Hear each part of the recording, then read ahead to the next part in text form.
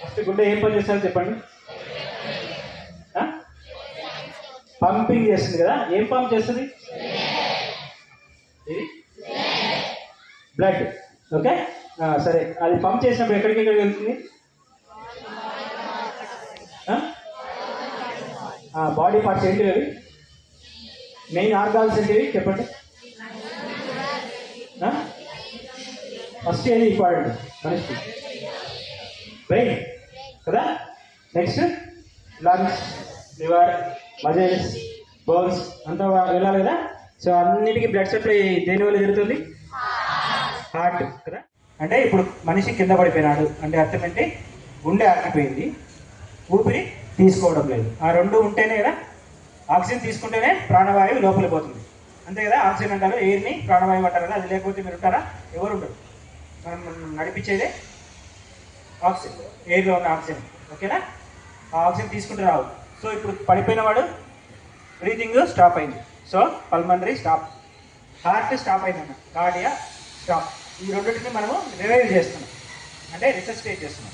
So CPR అంటే cardio pulmonary resuscitation.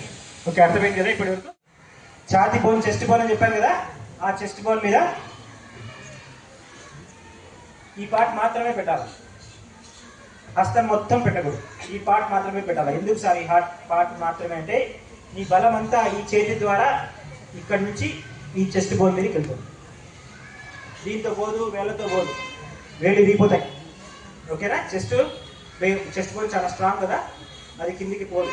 So నీ బలం అంతా, నీ చెస్ట్, ఈ బలం ఇది ఉంటుంది కదా, వెయిట్, దీని వెయిట్ అంతా వీడి మీద, పేషెంట్ మీద మీరు వేస్తేనే కానీ ఈ చెస్ట్ బోన్ లోపలికి పోయి గుండెని ప్రెస్ చెయ్యదు.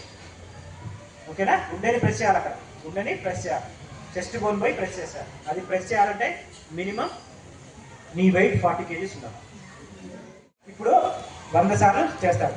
ఒకసారి చూద్దామా? చేతులు కరెక్ట్ ఉన్నాయా? మోచేతులు చక్కగా ఉండాలి, ఛాతీ మీదకి ఉందా? సో ఇది correct position of chest compressions. Okay, ఈ 3. ఓకే, కౌంట్ గట్టిగా చెప్తూ చేయాలి.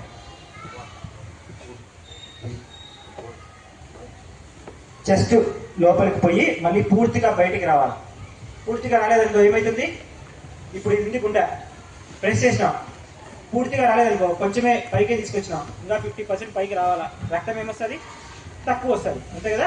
పూర్తిగా ఫిల్ అవ్వదు కదా. సో కంపల్సరీ మొత్తం బయటకు రావాలా, అప్పుడు ఫుల్గా బ్లడ్ వస్తుంది. మళ్ళీ ప్రెస్ చేసినాం, మళ్ళీ ఫుల్గా blood.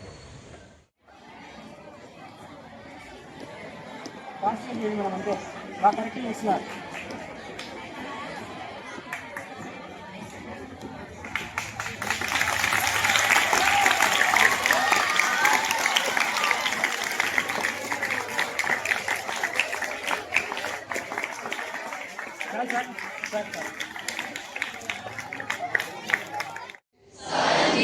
Pledge that I recognize the importance of timely cardiopulmonary resuscitation in saving lives. I will try to learn, practice and keep myself updated with the correct techniques of CPR.